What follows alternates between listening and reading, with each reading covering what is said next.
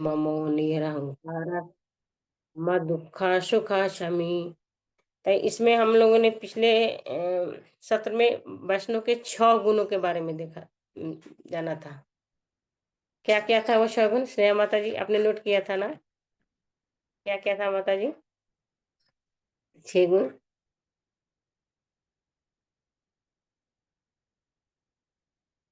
अच्छा मैं बताती हूँ। पहला था अद्वेष्टा, मतलब ईर्ष्या से विहीन, ईर्ष्या से बिन सर्वभूता नाम, यानी किसी सभी से, शत्रु हो मित्र हो जीव जंतु कोई भी है, सबसे किसी से भी ईर्ष्या हमें नहीं करना है। और दूसरा था मैत्रक, यानी मित्रता का व्यवहार, सभी से, सभी जीव जंतु सभी से जो है ना मित्रता का व्यवहार रखना है। और तीसरा था करुणा, सबके प्रति हमें करुणा रखना है। सारे संसार में जितने भी प्राणी है, चाहे जीव जंतु कोई भी हो, सबके प्रति हमें करुणा का भाव। और करुणा का भाव तो वैष्णव में विशेषकर खास होता है, क्योंकि वो इतने दयालु होते हैं, इतने दयालु होते हैं कि वो चाहते हैं कि जो हमारे संसार में जितने भी हमारे मतलब जीव है, जितने भी प्राणी है, ये सब ये भौतिक संसार से जो जन्म मृत्यु जरा व्याधि के चक्र से सब लोग चले जाए, इसके लिए वे लोग प्रचार बहुत ज्यादा करते हैं। जैसे यहाँ करुणा का अर्थ ये है कि शरीर के हमें ऊपर करुणा नहीं दिखाना है, हम किसके ऊपर करुणा दिखाना है? आत्मा के ऊपर करुणा दिखाना है, आत्मा के ऊपर। जैसे मान लीजिए कि जो समाज सेवी कुछ भौतिक लोग रहते हैं, जो समाज सेवी लोग रहते हैं, जो परोपकार का काम करते हैं, तो वो लोग अच्छा, अपने जाने में वो लोग अच्छा कार्य करते हैं, इसमें कोई मतलब मैं ये नहीं बोली वो गलत कर है, परंतु उनका जो सोच होता है ना वो क्षणिक होता है। वो दूसरों की भलाई करना चाहते हैं, परंतु उनका जो करना होता है ना वो क्षणिक होता है, क्योंकि ये शरीर के साथ ही उनका वो करना रहता है, वे शरीर के ऊपर ही ज्यादा करना दिखाते हैं। जैसे गरीब को दान देते हैं, भूखे को भोजन कराते हैं, घर देते हैं, वस्त्र देते हैं, तो केवल वो शरीर को देखते हैं, उनके आत्मा के ऊपर उनका ध्यान नहीं रहता कि ये जो बद्ध जीव हमारा जो संसार में हमारा जो जन्म हुआ है, हम इस ये दुखालय हमारा हमारा जो संसार ये दुखालय है, भगवान कहते हैं भगवत गीता में, इससे हमको कैसे छुटकारा मिले, इसके बारे में वो लोग नहीं ये वे लोग नहीं जानते हैं। वे केवल अपना, और इसमें उनका एक और स्वार्थ भी होता है कि वो नाम पैसा शोहरत ये सब कमाने के लिए भी ये सब काम करते हैं। परंतु जो एक वैष्णव होते हैं, जो शुद्ध भक्त होते हैं, वो शरीर के ऊपर नहीं आत्मा के ऊपर करना करते हैं। वे चाहते हैं कि जीव ये जन्म मृत्यु जरा व्याधि के चक्कर से निकल जाए, इसके लिए वो बहुत प्रचार करते हैं। जैसे हमारे शास्त्रों में हमारे भक्तों के ऐसे बहुत सारे उदाहरण भरे पड़े हुए हैं। सबसे पहले तो नारद जी हैं, जो ये कितनों लोगों का उन्होंने उद्धार किया है, कैसे कैसे लोगों का उद्धार किया है। वे इतना मतलब देखिए उनके शिष्य ये प्रहलाद महाराज है, ध्रुव महाराज हैं, ये लोग को उन्होंने रास्ता दिखाया, भगवत प्राप्ति का मार्ग दिखाया। और प्रचेता हैं, बहुत सारे हैं। और कि मतलब उनका यही ध्येय रहता है वैष्णव का, जो शुद्ध भक्त का, कि ये संसार से मनुष्य जोनि से वो मुक्त होके भगवान के धाम को चला जाए। तो ये असली करुणा हुई, ये असली करना हुई। चैतन्य महाप्रभु हैं, जितने भी हम आचार्य वैष्णव जितने भी हैं, वे आकर हमारे पतित जीवों को उद्धार के लिए ही वे हमारे इस संसार में आते हैं। ऐसा नहीं है कि उनका, जैसे हम लोग भगवत गीता में पढ़ते हैं कि हमारा जो जन्म होता है वो हमारे पिछले कर्म और इच्छा के अनुसार होता है, परंतु उन लोग का के केस में ऐसा नहीं है। वे हम लोग के उद्धार के लिए आते हैं, इस संसार में हमारा उद्धार करने के लिए आते हैं। उनका कुछ ऐसा नहीं है कि उनका कर्म ऐसा है तो उनको जो नहीं मिला है। वे भगवान के प्रतिनिधि के रूप में आते हैं, हम पतित जीवों को यहाँ से निकालने के लिए। तो ये करुणा का हो गया। और प्रचार बहुत, जैसे प्रभुपाद जी को ही देख लीजिए ना, कितना उनके अंदर करुणा था। वो तो हमारे भारत में छोड़िए, ऐसे लोगों के बीच में प्रचार किया था विदेश में जाकर, जिनको भक्ति का एबीसीडी भी कुछ भी मालूम नहीं था। मतलब पशु जीवन की तरह वो लोग जी रहे थे। समझिए एक तरह से पशु के बीच में जाके उन्होंने प्रचार किया और उनके अंदर अपने जो करना था उनको उन्होंने दिखाया और इसके लिए तो उनको कितना कष्ट भी झेलना पड़ा। वैष्णव को जो शुद्ध भक्त होते हैं वो अपने कष्ट को कुछ भी महत्व नहीं देते हैं। दूसरे के ऊपर जब उनकी करुणा जब बरसती है तो अपना कष्ट वो लोग नहीं देखते हैं। बस वे लोग चाहते हैं कि इस जीवात्मा का कैसे उद्धार हो। तो ये हो गया और उसके बाद में देखे थे निर्ममो। निर्ममो चौथा था कि स्वामित्व की भावना से मुक्त मुक्त। निर्ममो का मतलब है स्वामित्व की भावना से मुक्त, यानी ये मेरा है, मैं शरीर हूँ, मैं आत्मा नहीं हूँ, ये मैं, मतलब जो अहम की जो मैं है, ये भावना नहीं रहता है वैष्णव के अंदर। और छठा था और पांचवा हाँ, था मिथ्या अहंकार। मिथ्या मिथ्या अहंकार अहंकार। यानी मैं स्वामी हूँ। मिथ्या अहंकार क्या है? मैं स्वामी हूँ, मैं शरीर हूँ। लेकिन ये मिथ्या, और सही अहंकार क्या है कि मैं कृष्ण का दास हूँ। दास। हाँ, ये कृष्ण दास हूँ, ये सही अहंकार है। और छठा हो गया सम दुख। सम माने दुख और सुख में वो समान रहता है। और सातवां देखे थे हम लोग ये मैं नहीं बोली थी, क्षमी। क्षमी क्षमी मतलब जो वैष्णव होते हैं ना उनका हृदय बहुत बड़ा और विशाल होता है, सागर की तरह होता है। उनके अंदर क्षमा क्षमा की भावना होती है। वे किसी की गलती को क्या कितने से बड़े गलती करते हैं, उनको वो लोग क्षमा करते हैं। क्षमा करने के लिए ना बहुत विशाल दिल होना चाहिए। हमारे अंदर तो इतना ईगो होता है कि छोटी-छोटी फैमिली में बात भी होता है, तो मन में अंदर से आता है कि नहीं हमें क्षमा कर देना चाहिए, ऐसा नहीं करना है। परंतु ईगो के कारण हम लोग उसको एक्सेप्ट नहीं करते हैं, उसको नहीं बोलते हैं, हमारे अंदर इतना ईगो रहता है। तो जैसे इसका सबसे बड़ा उदाहरण देखिए हरिदास ठाकुर को, कि कितना उनको 22 बाज़ार में कितने कोड़े मारे गए और वो जो लोग मार रहे थे उनको, वो लोग को डर था। राजा ने उनको बोला था कि अगर ये नहीं मारे गए तो मैं तुम लोग को मार दूँगा।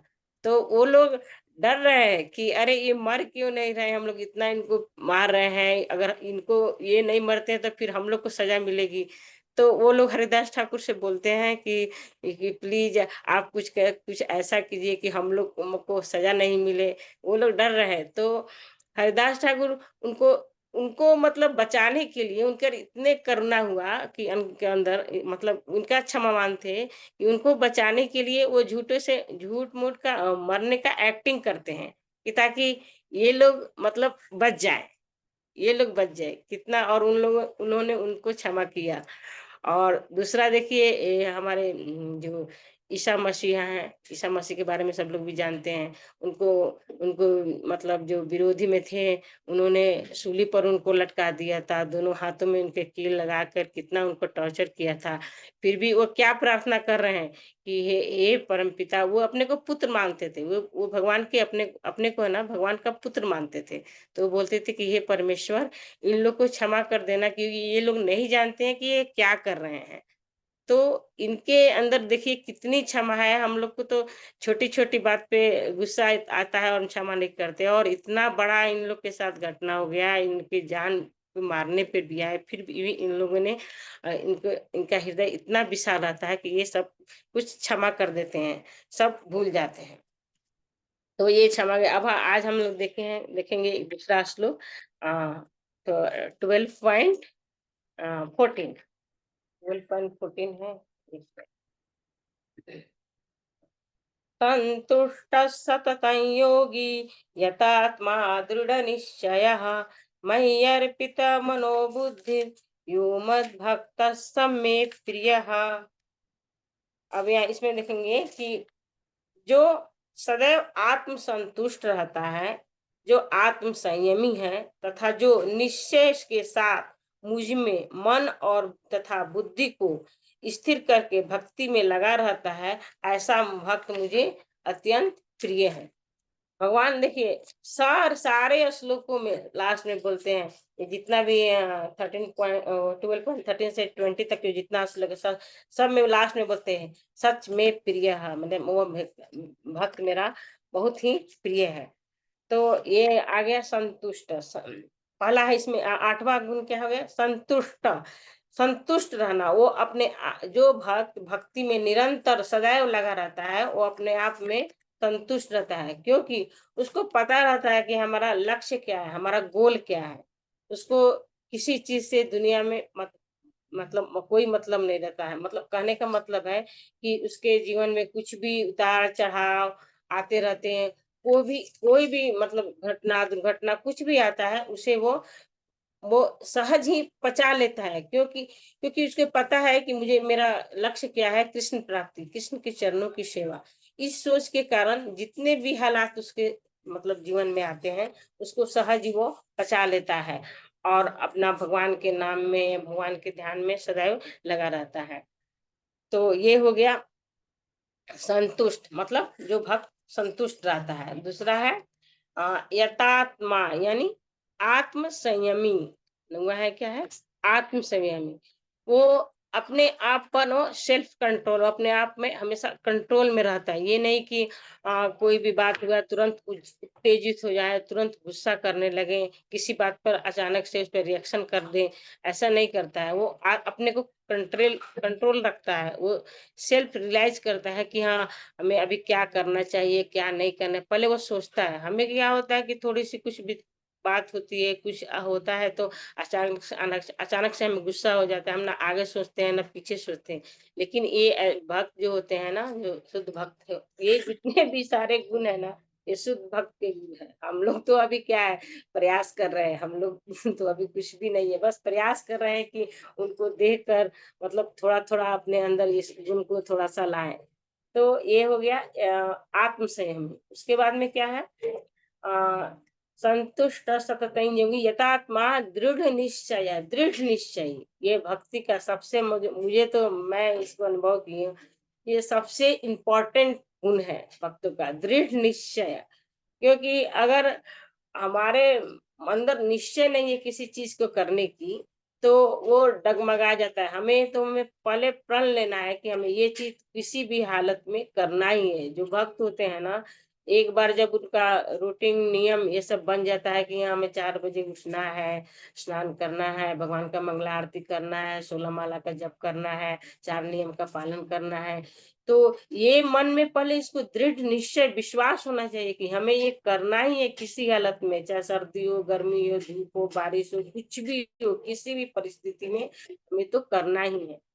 अगर मान लीजिए कोई नए-नए भक्त हैं, मान लीजिए 16 माला अभी नहीं कर रहे हैं, 1-2 ही माला कर रहे हैं, अभी स्टार्टिंग में हैं अभी, तो उनको पहले अगर मान लीजिए 1 माला कर रहे हैं, तो उनको उनको अंदर ये दृढ़ निश्चय होना चाहिए कि हम 1 ही माला कर रहे हैं, लेकिन हमको कंपल्सरी किसी भी हालत में, किसी भी परिस्थिति में हमें करना ही है, इसको गैप नहीं करना है। तो ये जब हम जो साधना भक्ति जो करते हैं, गुरु की जो आज्ञा है, जो उनका पालन करते हैं, दृढ़ निश्चय के साथ 4 नियम का पालन करते हैं, 16 माला करते हैं और गुरु की आज्ञा जो भी है, शास्त्रों का जो भी रूल्स है, जो भी नियम है, उनका दृढ़ निश्चय से अगर पालन करते हैं, तो ऐसे भक्तों का शुरू-शुरू में क्या होता है ना कि हम साधना भक्ति में रहते हैं, तो हमारे अंदर ये सब गुण उतना विकसित नहीं होते हैं। लेकिन ये जब दृढ़ निश्चय के साथ इन रूल्स को फॉलो करते हैं, इनके गुरु की आज्ञा का जब पालन करते हैं, तो धीरे-धीरे बदलाव आता है और ये शुद्ध भक्त के जो गुण है, जो लक्षण है, हमारे अंदर विकसित होने लगा। तो ये हो गया दृढ़ निश्चय हो गया। और जो भक्त ये दृढ़ निश्चय के साथ अपने मन और बुद्धि को मेरे में अर्पित करता है, वो भक्त मुझे अत्यंत प्रिय है। ये हो गया 14 नंबर श्लोक। उसके बाद में 15 में है, 15 नंबर हो गया यस्मान्नो द्विजते लोको लोकान्नो द्विजते च यः हर्षामर्षभयोद्वेगै मुक्तो यः स च मे प्रियः। इसका अनुवाद है श्री प्रभुपाद भगवत गीता में, आप लोगों के पास है तो आप पढ़ सकते हैं। इसमें क्या है, जिससे किसी को कष्ट नहीं पहुंचता है तथा जो अन्य किसी के द्वारा विचलित नहीं किया जाता है, जो सुख दुख में भय तथा चिंता में समभाव रहता है, वह भक्त मुझे अत्यंत प्रिय है। अब ये देखिए सबसे इम्पोर्टेंट गुण है ये भक्तों का। इसमें क्या बोल रहे हैं कि जो दूसरों को कष्ट नहीं पहुंचाता है, दूसरों को कष्ट नहीं पहुंचाता है, यानी कि हाँ, मतलब वो न उसका अंदर भक्त के अंदर शुद्ध भक्त के अंदर इतनी करुणा और दया होती है कि वो नहीं चाहते हैं कि वो किसी को भी हानि पहुँचाए।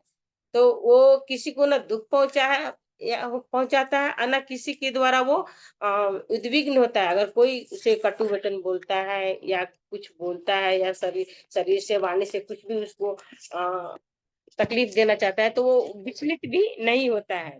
जैसे 3 प्रकार से हम दूसरे को हानि पहुँचाए जैसे मन से, वचन से और कर्म से अपने कर्मों द्वारा भी लोगों को कष्ट पहुँचता है। लेकिन ये सब भक्त के अंदर ये सब नहीं होता है। वो नहीं चाहते हैं कि किसी भी अवस्था में किसी को दुःख पहुँचाए। ना दूसरे कोई जब उसे दुःख पहुँचाने की कोशिश करते हैं तो वो विचलित भी नहीं होता है क्योंकि उसे पता है कि ये मेरा कर्म है कि जिसके कारण मुझे दुःख हो रहा है, वो किसी के ऊपर ब्लेम नहीं करते हैं। उनको पता रहता है कि हमारा कर्म ही हमें वापस लौट के आता है। तो जैसे ये देखिए परीक्षित महाराज को देखिए जब वो गए थे वन में गए थे तो उन्होंने जब सम्यक ऋषि के ऊपर श्राप डाल दिया था तो उनको उनके बेटे ने उनको इतना बड़ा श्राप दिए फिर भी वो विचलित नहीं हुए थे। वो तो इतने बड़े सम्राट थे तो फिर वो क्या किए बिल्कुल शांति से गए और अपना सब कुछ अब उनको तो पता हो गया कि हम मेरा बस 1 हफ्ता का ही हमारा जीवन बचा हुआ है। तो सब कुछ अपना राज्य में सब त्याग कर दिए और वैराग्य धारण करके और जाके गंगा के तट पर बैठ के वो सोच रहे हैं कि हमारा मतलब ये अंतिम समय में मैं क्या करूं कि इससे हमें भगवत प्राप्ति हो। लेकिन साधारण मनुष्य रहेगा तो वो सोचेगा कि अरे अभी तो मरना है, मेरा ये संपत्ति का क्या होगा, मेरे बाल बच्चे का क्या होगा। वो भौतिक चीजों के बारे में सोचते हैं लेकिन वो थोड़ा भी उद्विग्न नहीं होते हैं और विचलित नहीं होते हैं और ना उनको मृत्यु का भय रहता है। और जो मतलब और लोग जो रहते हैं जो उनको तो भय रहता है कि अरे मेरी मृत्यु आने वाला है तुरंत अब मैं क्या करूँ। वो तो सोच सोच के 1 हफ्ता से पहले ही उसका प्राण चला जाएगा इतना ना वो विचलित हो जाता है। तो यहाँ पर भी देखिए ये जो बोल रहे हैं ना श्लोका में कि भय भय भी है ना, भय चिंता ये जो होता है ना ये भी भय भी 3 प्रकार का होता है। जैसे क्या होता है ना कि तामसिक भय होता है, एक राजसिक भय और एक सात्विक भय। तो तामसिक में एक तो लोगों को तो कुछ पता नहीं है जन्म मृत्यु कब आएगा, क्या होगा, उनकी उतनी उतनी उसमें जिज्ञासा नहीं है। अरे जब मरना है तो मरना है, उसके बारे में वो लोग उतना चिंता ही नहीं करते हैं, उनको भी पता ही नहीं है कि जन्म मृत्यु क्या है ये सब। तो ये तामसिक लोगों का है। और राजसिक में क्या हो गया कि जैसे मृत्यु का जो भय है जैसे क्षत्रिय है, क्षत्रिय है तो वो लोग बोलते हैं कि कुछ भी हो जाएगा, लड़ाई में मुझे मुझे जाना ही है, मुझे मरना है तो मरूंगा लेकिन पीछे हट के कायर की तरह मेरी मृत्यु नहीं होनी चाहिए, मैं तो जाऊंगा।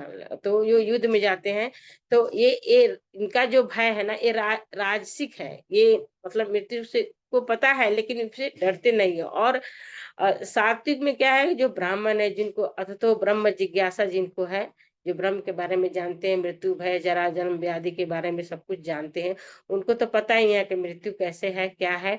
तो उनको भी उतना चिंता नहीं रहता है। तो ये जो भय भी है ना तो ये अब हमें देखिए क्या है कि अ, अब मैं बनाई बताई कि लोका नो द्वितीय चय, मतलब दूसरों के द्वारा विचलित नहीं होता है। जैसे किसी ने अपना कटु वचन बोल दिया, किसी को कुछ बोल दिया तो वो सोचते हैं कि हमारे बुरे कर्म है या हमारे कुछ कर्म ही है कि हमें ये कष्ट भोगना पड़ रहा था, और वो विचलित नहीं होता। और हर्ष अमर्ष में दुख हो सुख हो या किसी भी परिस्थिति में वो खुश मतलब उतना ना हर्ष अगर कोई अच्छा चीज मिल गया, भौतिक चीज अगर बहुत कुछ अच्छा मिल गया तो इससे ज्यादा वो हर्षित भी नहीं होते हैं, खुश भी नहीं होते हैं। और कुछ उनके साथ बुरा घटना भी हो गया तो उससे वो जरा विचलित भी नहीं होते हैं क्योंकि उनको पता है कि सब ये हमारे कर्म का ही खेल है और इस सब चीज से वो मुक्त रहते हैं। तो ये इसमें हो गया 15वां श्लोक में कि पहला हो गया कि दूसरों के को कष्ट नहीं पहुंचाते हैं, दूसरों के द्वारा दिए गए जो कष्ट होते हैं उससे विचलित नहीं होते हैं, और हर्ष अमर्ष यानी सुख दुख और भय चिंता से वो मुक्त होते हैं। उनको भविष्य की चिंता नहीं रहती है कि हमें क्या करना है भविष्य में, क्या नहीं करना है।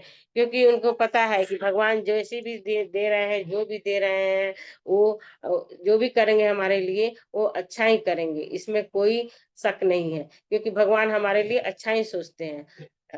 जैसे एक छोटा-सा कहानी है, एक रामू किसान था। ये मतलब एक मोरल कहानी है। तो वो किसी गाँव में रहता था, उसके पास बहुत सारा खेती था, ज़मीन था, एक एक उसका पुत्र था। तो वो भगवान को बहुत भक्त था, मतलब भक्त तो नहीं कह सकते, मतलब वो संत अपने जो भी था उसके पास, उसमें वो संतुष्ट रहता था। ज़्यादा ना डिमांड करता था, ना मुझे ये चाहिए, चाहे दूसरे को देखकर भी उसको ज़्यादा मन में ईर्ष्या भाव ये सब नहीं था। अपना खेती करता था, अपना परिवार था छोटा-सा, उसमें चलाता था, और उसके हमेशा मुँह से एक बात निकलता था, कि भगवान जो भी करते हैं अच्छे के लिए करते हैं, जो भी देते हैं अच्छे के लिए करते हैं। तो अचानक से उस गाँव में एक बार किसी दूसरे राजा ने एक हमला कर दिया। तो अचानक से हमला हुआ, तो अब वो कहाँ से सैनिक लाए राजा, छोटा-सा मुखिया था जो गाँव का, जो भी था, कहाँ से राजा कि लोगों को मतलब प्रशिक्षित लोग नहीं थे कि युद्ध करें। तो राजा ने घोषित किया कि जितने भी लोग हैं, जिनके भी परिवार है, जिनमें जो बड़े यंगस्टार हैं, जो फैमिली में जो बड़े बच्चे हैं, जो मतलब थोड़ा-सा अच्छे हैं, हर हर हर हर से स्वस्थ हैं, उनको उन्होंने युद्ध में भर्ती कर दिया लड़ने के लिए। परंतु इसके पहले क्या हुआ था ना, वो रामू किसान का एक लड़का था। तो वो एक बार किसान, और उसके पास घोड़े भी थे, 4 4 2 घोड़े भी थे। तो वो क्या किया कि घोड़ा नहीं, सॉरी, बैल, बैल थे। तो वो खेत में काम करता था, तो अचानक से उसके पैर में चोट लगी और उसका पैर टूट गया था। तो वो लोग बोले कि अरे, इसका एक ही लड़का था, ये देखिए कैसे पैर इसका टूट गया, अभी कैसे काम करेगा, ये तो बहुत बूढ़ा हो गया है। तो वो बोले कि जो भी भगवान करते हैं अच्छे के लिए करते हैं, ये भगवान की इच्छा है। ऐसा बोला था। तो जब ये सेना में लोग भर्ती हो रहे थे गाँव को बचाने के लिए, युद्ध करने के लिए, तो जब इनके घर का बारी आया तो इनके पुत्र का पैर टूटा हुआ था, तो इनको इन्होंने ने भर्ती नहीं किया। ये नहीं नहीं गए, तो क्योंकि उनका पैर ही नहीं था, नहीं गए। तो उसके बाद में जब इनके पास एक जो बैल था, जो बैल का जोड़ा था, वो बैल भी चला गया कहीं पे। तो इनका खेती का काम भी ठीक से नहीं हुआ, बच्चे का भी पैर टूटा हुआ था, फिर भी वो बोल रहे हैं कि जो भगवान करते हैं, अच्छे के लिए करते हैं। बस ऐसा ही बोलते थे। तो लोग उनके ऊपर करुणा दिखा रहे थे कि अरे, इनके बच्चे का पैर भी टूटा हुआ है, इनके बैल भी इनके चले गए, अब इनका जीवन कैसे यापन होगा? अब ये कैसे रहेंगे? फिर लेकिन वो भी थोड़ा भी विचलित नहीं होते थे। वो किसानों बोलते कि जो है, जो भी कर रहे हैं, भगवान कर रहे हैं, उनकी इच्छा है।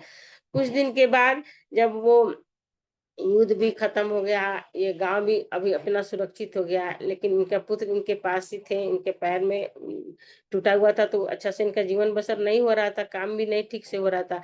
कुछ दिन के बाद वो ना, वो बैल, जो 2 बैल गए थे ना, वो वापस फिर उसके 4 बैल के साथ वो आ रहे हैं उनके घर पे। तो देखिए कितना उनको फ़ायदा हुआ कि 1 2 गए और 2 जोड़े बैल और लेके साथ में आए। तो भगवान कि ये मर्ज़ी है कि जो संतुष्ट रहते हैं ना, अपना जो भी परिस्थिति भगवान देते हैं, उसमें अगर संतुष्ट रहते हैं, तो वो खुश रहते हैं, और उनको ये चिंता नहीं रहती कि भविष्य में क्या होगा, क्या नहीं होगा। तो ये हो गया आपका 15वाँ श्लोक। और 16 में भगवान क्या बोलते हैं? 16 में अनपेक्षशुचिर्दक्ष उदासीनो गतौ व्यथः सर्वारंभ परित्यागी यो मद्भक्तः स मे प्रियः। मेरा ऐसा भक्त, मेरा ऐसा भक्त जो सामान्य कार्यकलापों पर आश्रित नहीं है, जो शुद्ध है, दक्ष है, चिंता रहित है, समस्त कष्टों से रहित है, और किसी फल के लिए प्रयत्नशील नहीं रहता है, वह भक्त मुझे अत्यंत अतिशय प्रिय है। तो इसमें देखिए अनपेक्षस, उदास, अनपेक्षस का मतलब क्या है यहाँ पे? कि किसी से अपेक्षा नहीं रहता है उसको, कि मतलब उदासीन, वो उदासीन रहता है कि वो ये नहीं कर रहा है कि मतलब सोचता है कि मैं अच्छा काम कर रहा हूँ या मैं कुछ भी कर रहा हूँ, तो लोग मेरी इसके बदले में तारीफ़ करें, उसके बदले में मुझे कुछ दें। तो तो ये हो गया अपेक्षा, अपेक्षा यानी एक भक्त थे, वो क्या बोल रहे थे कि मेरी कोई बेइज़्ज़ती नहीं कर सकता, क्योंकि मैं इज़्ज़त की अपेक्षा ही नहीं रखता हूँ। ऐसा बोले मेरी कोई बेइज़्ज़ती नहीं कर सकता क्योंकि मैं इज़्ज़त की अपेक्षा ही नहीं करता हूँ। तो ये क्या हुआ कि वो अपना केवल कर्म करते हैं। उसके बदले में कुछ भी आशा एक्सेप्ट कुछ भी नहीं, मतलब आशा रखते हैं कि मेरे इस कार्य से वो प्रसन्न होकर मेरी तारीफ़ करें। जैसे हम लोग क्या है कि घर में अगर कुकिंग भी करते हैं, प्रसाद बनाते हैं भगवान के लिए, जो भी प्रसाद देते हैं, तो हम लोग जो माताजी लोग हैं, जैसे मैं हूँ, कोई भी है, तो वो लोग सोचते हैं कि अरे मैंने आज इतना अच्छा भोजन बनाया, तो लोग मेरे बदले में इसकी तारीफ़ करें, पति तारीफ़ करे, हस्बैंड तारीफ़ करे, बच्चे तारीफ़ करें। ये हमारे अंदर क्या होता है, अपेक्षा होता है, और वो जब अपेक्षा पूरा नहीं होता है तो हमें दुःख होता है। इसलिए तो ये दुःख का कारण क्या है, अपेक्षा। तो हमें अपेक्षा करना ही नहीं है, हमारा बस ड्यूटी है, जो कर्तव्य है वो करना है। और उसके बाद में क्या है, शुचि यानी शुद्धता। शुद्धता का मतलब यहाँ है मन और शरीर दोनों से शुद्धता। जैसे मन से क्या है, भगवान का नाम जाप करते हैं, मन की शुद्धिकरण हमारा कैसे होता है, नाम जाप से, भगवान के कीर्तन से हमारा मन का शुद्धिकरण होता है। और तन का शुद्धरण शुद्धिकरण भक्त लोग कम से कम दिन में 2-3 बार तो स्नान करते ही हैं। जब भी 1 नंबर या 2 नंबर जो भी जाते हैं, वो तो स्नान करते हैं, शरीर की शुद्धता रखता है। तो ये शुचि शुचि मतलब होता है शुद्धता। और उसके बाद में है दक्ष। दक्ष मतलब तीसरा होंगे, इसमें है दक्ष। उदासीनो गतौ व्यथः अनपेक्षा शुचि दक्ष। दक्ष मतलब है पटु। पटु मतलब चालाक। कृष्ण वो कहते हैं ना, कृष्ण भक्त बड़ा चालाक। कृष्ण भक्त होते हैं ना, वो बहुत चालाक होते हैं। वो एन केन प्राकृन किसी भी तरह की अपनी भक्ति के ऊपर जब उनके आँच आती है, जब कुछ मतलब संकट आता है, तो किसी भी प्रकार अपने भक्ति को बचा कर रखते हैं, और सबसे छुपा कर भी अपना भक्ति धीरे-धीरे करते हैं। मैं एक कहानी सुनी थी कि एक लड़की थी, कॉलेज गर्ल थी, स्कूल कॉलेज जाती थी, तो वो हमारे संस्था इस्कॉन में तो आप लोग जानते ही हैं, केवल यंग स्टार ही ज़्यादा आकर्षित हो जाते हैं। हमारे संस्था में ज़्यादा तो यंग स्टार ही रहते हैं। तो बूढ़े लोग तो बहुत, मुझे तो, मैं भी जब भी मंदिर जाती हूँ ना, तो कभी बूढ़े लोग तो, बुजुर्ग लोग दिखते ही नहीं है। मुझे तो एक भी नहीं दिखते हैं। अगर 50 लोग हैं तो उसमें 1-2 लोग दिखते हैं। ज़्यादा लोग तो और संडे का दिन रहता है तो केवल कॉलेज के लड़के लड़कियां ज्यादा, ये माताजी प्रभु जी ये सब यंग स्टार ही रहते हैं। तो एक बार एक माता जी को घर में ये हमारे मंदिर से आकर्षित हो गई, तो उनको माला करना था। तो घर में वो सुबह उठती थी, 4 बजे उठती थी और माला करती थी। तो पेरेंट्स को बहुत मतलब अच्छा नहीं लगता था कि ये पढ़ाई करना है, अभी क्यों माला लेके बैठ गई है, ये सुबह सुबह उठ के माला करती है, सुबह का समय इसको पढ़ना चाहिए, कॉलेज जाना है। तो उनको पेरेंट्स बार-बार उसको डाँटते थे। अब उन माताजी को तो आदत था कि सुबह में उठ के माला करना ही है। अब वो क्या करती थी ना, कि पेरेंट्स आकर उस समय में चेक करते थे उनके रूम में। अब वो क्या करती थी कि उठती थी और बाथरूम में जाकर मुँह हाथ धो के आके और बेड पे लेट के और चादर को अपने सर से ढक लेती थी, और अंदर ही अंदर माला अपना 16 माला कंप्लीट कर लेती थी, और पेरेंट्स आके देखते थे बीच-बीच में, अरे ये तो सोई हुई है, फिर चले जाते थे। तो ये क्या है ना, दक्षता का यहाँ पर मतलब दिखता है कि कितना पट्टू होते हैं, चालाक होते हैं कृष्ण भक्त जो होते हैं ना, कि किसी भी तरह अपने भक्ति को बचाए रखते हैं, दुनिया से छुपा कर जैसे भी हो अपनी भक्ति को के ऊपर आँच नहीं आने देते हैं और अपनी भक्ति करते रहते हैं। तो और ये इसके बाद में क्या है, उदासीन हो। जब ये जो सभी कष्टों से मुक्त होते हैं, उदासीन होते हैं, जो मैंने एक स्टोरी जो बताई थी, जो रामू किसान की जो बताई थी, कि कोई भी दुख हो सुख हो किसी भी चीज में उसको कोई फर्क नहीं पड़ता है कि ये मेरे अंदर दुख क्यों आया सुख क्यों आया, क्योंकि उनको पता है कि मेरे कर्म के अनुसार ही हमारे ही हमें लौट के आते हैं। उसके बाद में है गतौ व्यथः यानी समस्त जो भौतिक जो उपाधि होती है ना जी, जैसे मैं अ, माँ हूँ, पिता पिता हूँ, बाप हूँ, बेटा हूँ, बेटी, जो उपाधि होता है ना, इससे वो मुक्त होता है। उसको पता नहीं उसको पता रहता है कि मैं केवल, हमारा असली पहचान क्या है, कि मैं कृष्ण का दास हूँ। वो एक यही यही उपाधि उसको मतलब रहता है कि मैं कृष्ण का दास हूँ। ये तो जो भी जो संबंध है ये शरीर का संबंध है। जब तक हम लोग इस संसार में हैं, ये शरीर से हमारा संबंध है। और उसके बाद में जब वो हमेशा याद रखते हैं कि हम कृष्णदास हूँ, कृष्णदास हूँ, तो ये भौतिक जो भौतिक जो संबंध रहता है उसको उतना इम्पोर्टेंस नहीं देते हैं। अपना कर्तव्य जो है वो करते हैं, लेकिन अंदर अंदर वो कृष्ण के भक्त के रूप में अपने को जानते हैं और कृष्णदास के रूप में अपने को जानते हैं। और उसके बाद में है, लास्ट है सर्वारंभ परित्यागी, यानी बहुत लोग क्या करते हैं, बड़े बड़े जो भौतिक प्रयास होता है ना, जैसे क्या होता है ना कि जिस चीज को अगर हम नहीं कर सकते हैं उसके लिए भी बहुत ज्यादा प्लानिंग करते हैं कि हम ये करेंगे, वो करेंगे, ये बनाएंगे, घर बनाएंगे, बिल्डिंग बनाएंगे, चांद तारे तोड़ के लाएंगे, ये करेंगे। मतलब बड़े बड़े सपने देखना जो हमारे बस के नहीं है। भौतिक जो सपने होते हैं बड़े बड़े, हमें प्रयास उतना ही करना चाहिए जिससे हमारा शरीर यापन हो, हमारा शरीर शरीर चल सके, और शरीर का जो पोषण है हो सके। क्योंकि इस शरीर से भी का भी पोषण हम भक्त किस रूप में करते हैं, कि क्या सोच के करते हैं कि अगर हमारा शरीर स्वस्थ रहेगा, हमारा जीवन स्वस्थ रहेगा, सब कुछ अच्छा, तो हम इस शरीर से भगवान की सेवा करेंगे। वो इसमें भी वे भगवान का ही मतलब सब हर चीज में भगवान को ही केंद्र में रखकर सोचते हैं। तो ये बड़े बड़े प्लानिंग नहीं करते हैं, बस अपना इतना ही मतलब इतना ही भौतिक प्रयास करते हैं, नौकरी करते हैं, जो भी जॉब करते हैं, इतना ही करते हैं कि हम हमारा शरीर उससे चल सके, हमारा परिवार चल सके, और जो भी हमारा जो धन है उसमें से कुछ हम भगवान की सेवा के लिए भी लगाते हैं। तो ये भक्त का गुण है, और बड़े बड़े जो प्रयास जो होते हैं उससे वे मुक्त रहते हैं। तो हरे कृष्णा। आज तो ये 16 नंबर श्लोक तक हुआ। नेक्स्ट और अगले सत्र में देखेंगे।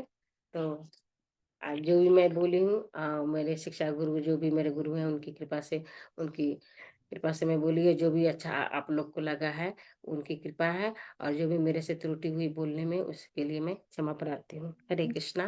सभी को हरी बोल दंडवत। माता जी, हरी बोल। Thank you. हरी बोल माता जी। अच्छे से हरी बोल माता जी। गुण जो है, वैष्णवों के गुण पे प्रकाश डाला। ये बहुत ही महत्वपूर्ण है।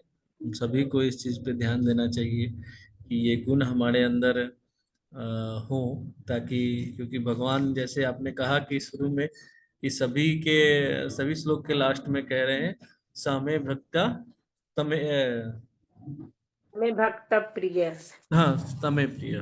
तो सच में प्रिय, सच में प्रिय, या सच में प्रिय। सत्य में प्रिय प्रिय। हाँ, यह सच में। हाँ, तो भगवान को जो प्रिय है वो करना जो है वो हमारा कर्तव्य भी है। और हम एक तरह से हमारा धर्म भी यही कहता है कि जो, जैसे हमारे शिक्षा गुरु जो है वो अक्सर ये कहते हैं, धर्मम तो भगवत प्रणीता समे प्रिय। तो अ, मतलब जो भगवान ने कहा है वही धर्म है।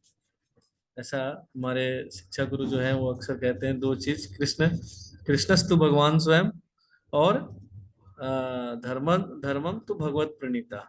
जो भगवान ने कहा है वो धर्म है, और कृष्ण साक्षात भगवान है। तो यस। जो भगवान ने कहा है वो हमें करना चाहिए, जो उनको प्रिय है। जैसे हमारे कभी ऑफिस में कोई बॉस होते हैं हमारे, और उनको अच्छा लगे वो काम, हर एम्प्लॉय करना चाहता है कि जो जो बॉस को अच्छा लगे। तो वो यूनिवर्सल बॉस है, वो सभी के माता पिता और बॉस है। सो हमें ये कोशिश करना चाहिए कि ये गुण हमारे अंदर हो जितना हो सकता है। तो बहुत बहुत धन्यवाद, आपने इस चीज पे प्रकाश डाला। और राकेश प्रभु, हरे कृष्णा राकेश प्रभु। सर्दी में प्रभु लगता है फोन जो है वो काफी दूर रख करके ये कर रहे हैं। राकेश प्रभु को कल प्रभु याद कर रहे थे, इसलिए मैं सोचा इनको एक बार बोल दूं कि प्रभु, अब मेरे मेरे पास नंबर नहीं है, मैं एक नंबर ढूंढने का कोशिश किया। हरे कृष्णा। नमस्कार प्रभु। हरे कृष्णा। हरे कृष्णा प्रभु जी। प्रभु कल रघुनाथ गुरुदास प्रभु आपको ढूंढ रहे थे। अच्छा, कल कल, मैं नहीं, कल आया था, मैं थोड़ा देर से आया था। अच्छा ज्वाइन किया था क्या आपने? हाँ। अच्छा अच्छा, ठीक है। तो अभी है, अभी 1-2 दिन हम लोग करके वो जो क्वेश्चन आंसर है वो खत्म करेंगे। तो देखिए, अगर ठीक है। कल के थोड़ा ज्वाइन कर लीजिए तो नहीं, हम मैं लोग। ज्वाइन करता हूँ, असल में मैं बात नहीं कर पाता क्योंकि मैं वॉक कर रहा होता हूँ, नहीं नहीं, सुनता सुबह के जाता हूँ। लिए कोई बात नहीं है, मैं शाम के लिए बोल रहा हूँ। अच्छा, शाम के लिए, हाँ शाम को मैं आया नहीं था, करेक्ट। सही शाम का बोल रहे। जो हम लोग भक्ति योगा वाला कर रहे थे ना, हाँ हाँ। उसको हम लोग एंड कर रहे हैं। अच्छा अच्छा। तो उसमें कुछ क्वेश्चंस हैं, जो क्वेश्चंस हम लोग ये कर रहे हैं, अभी डिस्कस कर रहे हैं उस पे क्वेश्चन। ओके ठीक है। तो अगर समय मिलता है तो थोड़ा ज्वाइन नहीं, मैं करिए शाम को। कितने बजे का है वो? सेम टाइम 7:30 बजे। अच्छा ठीक है, शाम को है। हाँ, उसी वाले ग्रुप में मैसेज आएगा, जो भक्ति योगा वाला ग्रुप है ना। ओके, मैं करूंगा आज। हाँ ठीक है। आज करूंगा मैं। Okay okay. ओके, हरे धन्यवाद। कृष्ण। हाँ अगर करूंगा। किसी का हरे कोई कृष्ण। क्वेश्चन है तो पूछिए, otherwise will end the session.